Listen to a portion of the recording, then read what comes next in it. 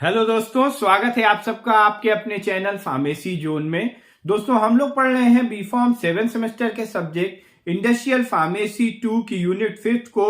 और आज इस सब्जेक्ट के सिलेबस का लास्ट टॉपिक है और टॉपिक है हमारा regulatory requirement and drug approval process in India. India में किसी भी ड्रग को अप्रूव कराने के लिए, एक ड्रग की मार्केटिंग के अप्रूवल के लिए हमें क्या क्या चीजें चाहिए होती हैं, क्या प्रोसेस है, क्या रेगुलेटरी रिक्वायरमेंट्स है, मींस कौन से रूल्स एंड रेगुलेशंस हमें फॉलो करने पड़ते हैं, इन सब चीजों को आज के इस टॉपिक में हम आपको बताएंगे। तो आइए शुरू करते हैं आज का अपना टॉपिक। और शुरू करने से पहले अगर अभी तक आपने चैनल को सब्सक्राइब नहीं किया है तो जल्द से जल्द चैनल को सब्सक्राइब जरूर करें। तो आइए शुरू करते हैं।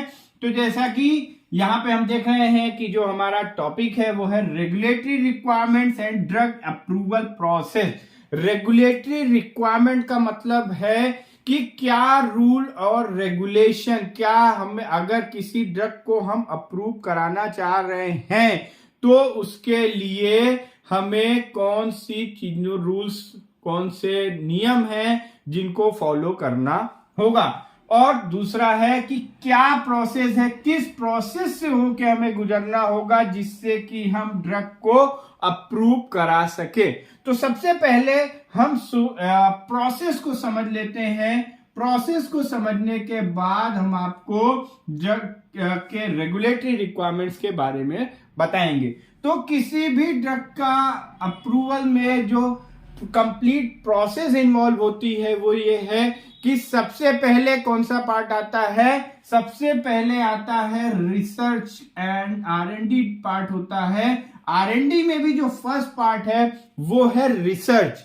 तो यानी कि सबसे पहले होती है रिसर्च, यानी कि ड्रग डिस्कवरी। ड्रग डिस्कवरी का मतलब है कि सबसे पहले ये डिस्कवर किया जाता है, ये रिसर्च करी जाती है कि कौन से मॉलिक्यूल के साथ हम अपनी डोजेस फॉर्म को बनाएंगे या ड्रग प्रोडक्ट बनाएंगे। तो सबसे पहला हुआ ड्रग डिस्कवरी। ड्रग डिस्कवरी के बाद जो सेकेंड पार्ट है दैट इज डेवलपमेंट। अब ड्रग डिस्कवरी करने के बाद फिर हम उसको देखते हैं, हम प्री फॉर्मुलेशन स्टडीज करते हैं और अलग अलग स्टडीज से फिर हम एक कंक्लूजन आते हैं कि जो भी हमने ड्रग को सेलेक्ट किया है उसको किस डोजेस फॉर्म में हम बनाएंगे ताकि हमारा जो ड्रग प्रोडक्ट है वो फिनिश फॉर्म में बनके तैयार हो। तो जो सेकेंड प्रोसेस है that is drug development and manufacture. Drug का डेवलपमेंट होता है। ड्रग डेवलपमेंट का मतलब है कि उसका एक प्रोसीजर तैयार किया जाता है, उसकी फिजिको केमिकल प्रॉपर्टीज का इन्वेस्टिगेशन किया जाता है, उन सबको प्रॉपर उनकी रिसर्च करने के बाद, उनकी स्टडी करने के बाद हम ये तैयार करते हैं कि कैसे इस ड्रग को डेवलप किया जाएगा, मींस कैसे इसको हम एक डोजेस फॉर्म यानी एक फिनिश प्रोडक्ट में कन्वर्ट करेंगे। और जो नेक्स्ट पार्ट है उसका, फिर जब हमारी ड्रग डेवलप हो जाती है तो हम क्लिनिकल ट्रायल्स करते हैं। क्लिनिकल ट्रायल्स, और इसको क्लिनिकल ट्रायल्स करते हैं। क्लिनिकल ट्रायल्स से पहले, इसके पहले भी हम एक फेज ऐड कर लेते हैं यहाँ पे, pre clinical trial. Pre clinical trials करते हैं। देन फिर हम उसके बाद जब हमारा प्री क्लिनिकल ट्रायल सही होता है तब हम करते हैं clinical trials. Pre clinical trial and clinical trial हम लोग पढ़ ही चुके हैं यहाँ पे। यानी प्री क्लिनिकल ट्रायल्स का मतलब है कि ये हम ह्यूमंस पे नहीं करेंगे, ये हम करते हैं किस पे, एनिमल्स पे। और ये हम किसके पहले करते हैं, क्लिनिकल ट्रायल्स के पहले। फिर क्लिनिकल ट्रायल जो किए जाते हैं ये ह्यूमन वॉलेंटियर्स के ऊपर किए जाते हैं ड्रग की इफिकेसी और सेफ्टी को चेक करने के लिए। क्लिनिकल ट्रायल अगर हमारा सही रहता है देन उसके बाद मार्केटिंग MAA यानी मार्केटिंग एथोराइजेशन एप्लीकेशन सबमिट किया जाता है। उसके बाद आपको जाके अगर सब कुछ सही रहा तो ड्रग का अप्रूवल मिलता है, देन हम आगे ड्रग का फिर उसका कॉमर्शियलाइजेशन स्टार्ट कर सकते हैं, लार्ज स्केल में मैन्युफैक्चरिंग। तो एक हमने अगर सिंपल उसमें समझें तो एक सिंपल इसको फ्लोट उससे समझें ड्रग की क्या प्रोसेस है। तो सबसे पहले ड्रग डिस्कवरी के बाद development and manufacture, then pre clinical, clinical, फिर उसके बाद कहीं जाके marketing authorization approval, then drug approval. अब इन्हीं सब में हम इसको अगर और उसमें देखें तो इन सब में अलग अलग फेजेस हैं और अलग अलग फेजेस में अलग अलग रूल्स एंड रेगुलेशन लगते हैं। जैसे कि आपने जब प्री क्लिनिकल ट्रायल्स कर लिया, प्री क्लिनिकल ट्रायल से क्लिनिकल ट्रायल स्टार्ट करने के लिए यहां पे हमें फिल करना पड़ता है IND एप्लीकेशन। IND एप्लीकेशन, इसके बारे में भी हम लोग पढ़ चुके हैं। IND मीन्स होता है इन्वेस्टिगेशनल न्यू ड्रग एप्लीकेशन। हमने प्री क्लिनिकल ट्रायल्स कर लिए, यहाँ पे आप लेबोरेटरी ट्रायल्स करते हैं, लेबोरेटरी टेस्टिंग करते हैं ड्रग की इफिकेसी, उसके सेफ्टी एस्पेक्ट्स को कंफर्म करने के लिए, फिर उसके आप एनिमल्स पे ट्रायल करते हैं। उसके बाद हम IND एप्लीकेशन फिल करते हैं रेगुलेटरी अथॉरिटीज के पास। और ये जो IND एप्लीकेशन होता है ये अलग अलग तरीके का होता है, बट इसको हम इंडिया में ये जाता है CDSCO के पास, centre for drug standard control organisation, इसके पास ये रिव्यू करते हैं। रिव्यू करने के बाद ये जाता है फर्दर DCGI के पास, यानी drug controller general of India, इनके पास। DCGI इसका रिव्यू करते हैं, देन फिर आपको अप्रूवल मिलता है। किस चीज का अप्रूवल मिलता है? To conduct clinical trial.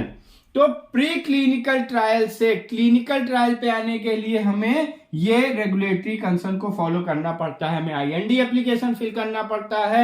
अलग अलग तरीके के IND, इमरजेंसी ट्रीटमेंट, अलग अलग तरीके के IND एप्लीकेशन होते हैं, उसका रिव्यू होता है रेगुलेटरी अथॉरिटीज के द्वारा, देन आपको अप्रूवल मिलता है क्लिनिकल ट्रायल के लिए। अब ये जो क्लिनिकल ट्रायल है, क्लिनिकल ट्रायल्स भी ये सब हम पहले पढ़ चुके हैं, बट ये यहाँ पे है तो यहाँ पे एक इसका डिस्कस करना जरूरी है, ब्रीफ इंट्रोडक्शन इसका जरूरी है। तो क्लिनिकल ट्रायल जो होता है ये हमारा 4 फेजेस में होता है, phase 1, phase 2, phase 3 and phase 4। अब इन जो ये 4 फेजेस हैं जो क्लिनिकल ट्रायल्स है, इसके लिए भी कुछ नियम कानून है, नियम कायदे हैं। तो इंडिया में क्लिनिकल ट्रायल्स के लिए परमिशन तब मिलती है जब उस ड्रग के कुछ स्टडीज पहले से अवेलेबल हों। तो अगर ये सब सही है तो आपको मिलेगा। फेज 1 ये है हमारा फार्माकोलॉजिकल ट्रायल। फार्माकोलॉजिकल ट्रायल यानी यहाँ पे हम ड्रग के इफेक्ट को देखते हैं, और यहाँ पे फेजेस के अकॉर्डिंग आपके जो वॉलेंटियर्स है, जो ह्यूमन वॉलेंटियर्स हैं, जो ह्यूमन सब्जेक्ट्स हैं, उनके नंबर भी इंक्रीज होते जाते हैं। देन आपका ये है exploratory trial, further and last third one is confirmatory trial. Confirmatory trial. और उसके बाद ये जो फेज 4 है, फेज 3 तक तो है। फेज 3 के बाद हम एप्लीकेशन, फेज 3 के बाद जनरली आपका क्लिनिकल ट्रायल कंप्लीट माना जाता है, और फेज 3 के बाद आप ये MAA जो है इसको, फेज 4 को अभी हम आगे डिस्कस करेंगे। फेज 3 ट्रायल कंप्लीट होने के बाद, क्लिनिकल ट्रायल्स के ये 3 फेजेस कंप्लीट होने के बाद हम मार्केटिंग अथराइजेशन अप्रूवल फिल कर सकते हैं। अब मार्केटिंग अथराइजेशन एप्लीकेशन के लिए हमें फिल करना होता है NDA यानी new drug application. New drug application form fill करते हैं, उसका फर्दर वही CDSCO और DCGI के द्वारा रिव्यू होता है, और अगर उनको सब सही मिलता है तब जाके वो आपको ड्रग का अप्रूवल देते हैं। और जो NDA का जो रिजल्ट आता है, इन जो ये रेगुलेटरी बॉडीज हैं, ये जो उसका रिव्यू करती हैं, इनका रिव्यू करने के बाद इसका 3 टाइप के रिजल्ट आ सकते हैं। एक आ सकता है अप्रूवेबल, दूसरा non approvable, and third one is approved. ये 3 टाइप के रिजल्ट आपको मिलेंगे। अगर अप्रूवेबल है तो अप्रूवेबल की मीन्स ये है कि हमारी जो ड्रग है वो अप्रूव हो सकती है, बट उसमें कुछ कमियां हैं या कुछ इंफॉर्मेशन मिसिंग है, उसको आप फुलफिल करके फिर से सबमिट करें तो आपको अप्रूवल मिल सकता है। नॉन अप्रूवल का मतलब कि उसमें कोई मेजर मिस्टेक है, वो ड्रग अप्रूव होने के लायक नहीं है, और अप्रूव मतलब कि आपको ड्रग का अप्रूवल मिल गया है। अब अगर आपको ड्रग का अप्रूवल मिल गया है तो आप इसका मार्केटिंग शुरू कर सकते हैं, इसका कॉमर्शियलाइजेशन शुरू कर सकते हैं, लार्ज स्केल में मैन्युफैक्चरिंग स्टार्ट कर सकते हैं और इसका बिजनेस स्टार्ट कर सकते हैं इन इंडिया।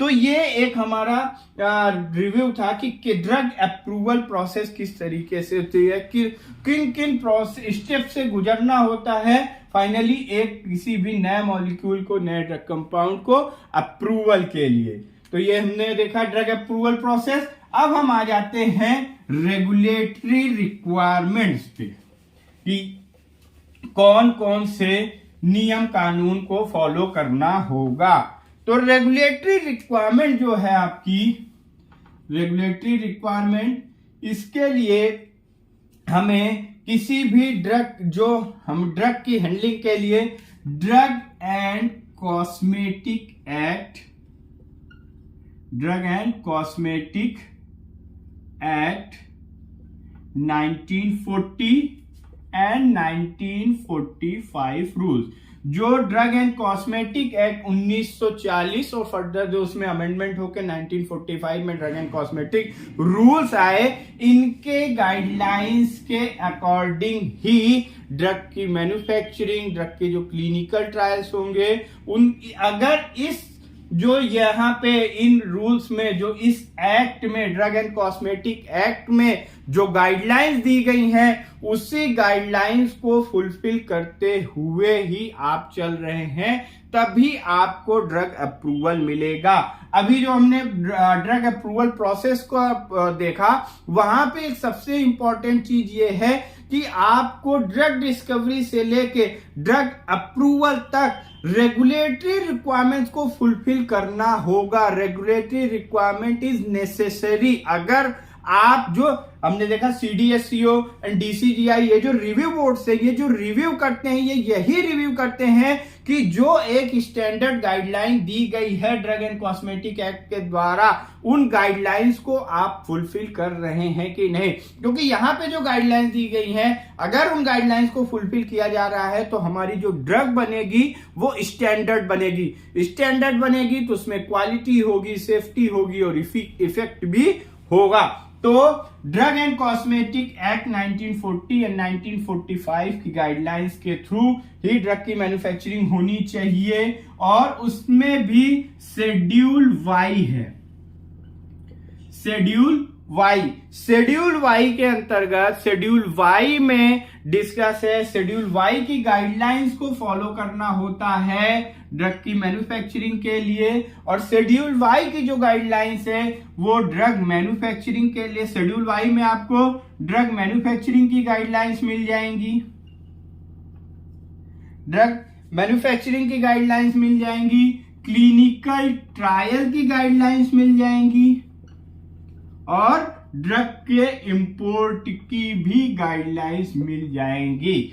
तो ये जो हमारा है कि अगर इंडिया में कोई कंपनी ड्रग का इंपोर्ट या ड्रग की मैन्युफैक्चरिंग करना चाह रही है, तो उसको drug and cosmetic act 1940 and 1945 के रूल्स को फॉलो करना होगा। उसमें भी स्पेशली शेड्यूल वाई जो है, शेड्यूल वाई की गाइडलाइंस को फॉलो करना होगा, जहां पे ड्रग की मैन्युफैक्चरिंग, क्लिनिकल ट्रायल्स और इंपोर्ट से रिलेटेड गाइडलाइंस है। अब कोई कंपनी, अगर कोई कंपनी इंपोर्ट या मैन्युफैक्चर करना चाहती है, इंपोर्ट या मैन्युफैक्चर करना चाहती है, तो उसको एक फॉर्म फिल करना होगा, फॉर्म नंबर 44। फॉर्म 44 फिल करना होगा, और फॉर्म 44 के साथ वो जो डाटा सबमिट करेंगे, वो डाटा होगा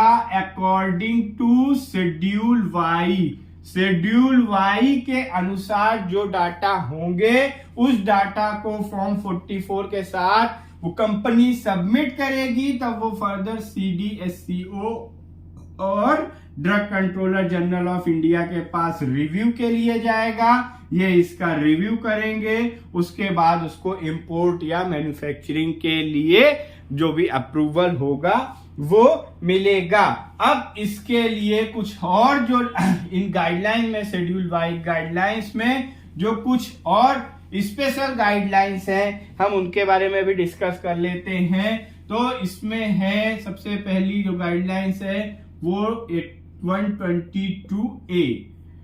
122A के 122 अगर 122A जो है ये एक एप्लीकेशन गाइडलाइंस है। इसके अगर हम 122A के तहत जा रहे हैं तो यहाँ पे हमको फिल करना पड़ता है ये जो एक फॉर्मेट है एप्लीकेशन का, कि अगर आपको जो अलग अलग इंपोर्ट करना है, जैसे हमने देखा कि शेड्यूल वाई में आपको ड्रग मैन्युफैक्चरिंग, क्लिनिकल ट्रायल्स और इंपोर्ट्स के लिए गाइडलाइंस मिलेंगी, तो हम किस तरीके के एप्लीकेशंस फिल करेंगे, टाइप्स ऑफ एप्लीकेशन हम इसको कह सकते हैं, टाइप्स ऑफ एप्लीकेशन।